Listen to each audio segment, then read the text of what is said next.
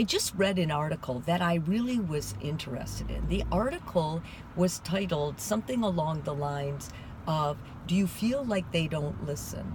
How to talk so they'll listen."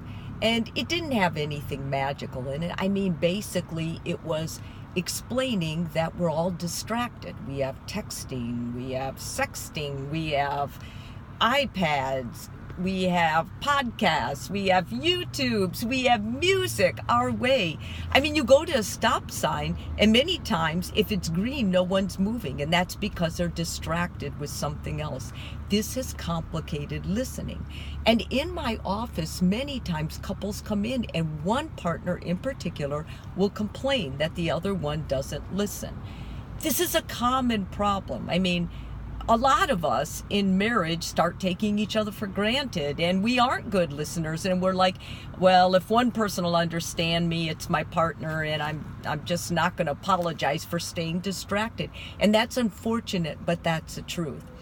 There is a part of the article, though, that I really like, and that's because it offers an opportunity for all of us to basically reflect on how we communicate. So men and women are very different in what they hear, and men are more focused than women. So when you talk to your partner, if you're talking to a man, be concise. Tell them directly what you want. No hinting is allowed. And I know a lot of people love to hint or be passive or say, "I told you before," or "you should know." You cannot do that in good communication.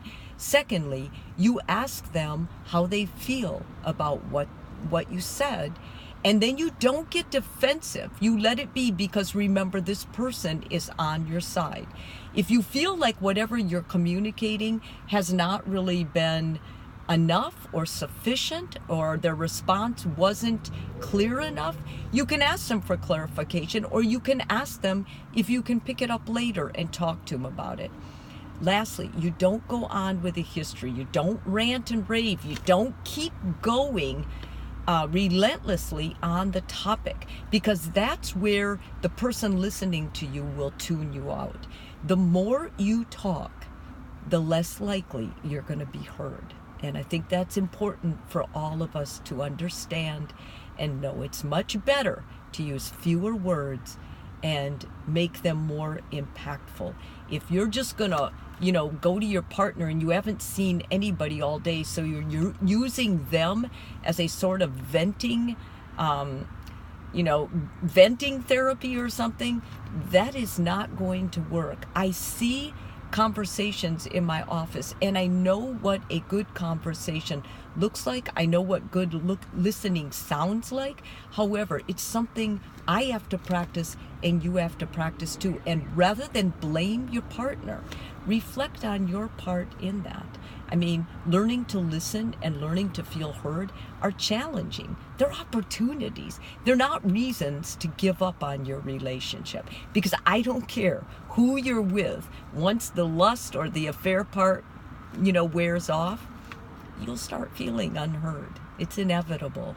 It's important that you continue practicing being heard, talking in a way to be heard, and to practice good listening. I hope this helps you remember all of marriage or all of a long relationship are just an opportunity to become a better person in yourself.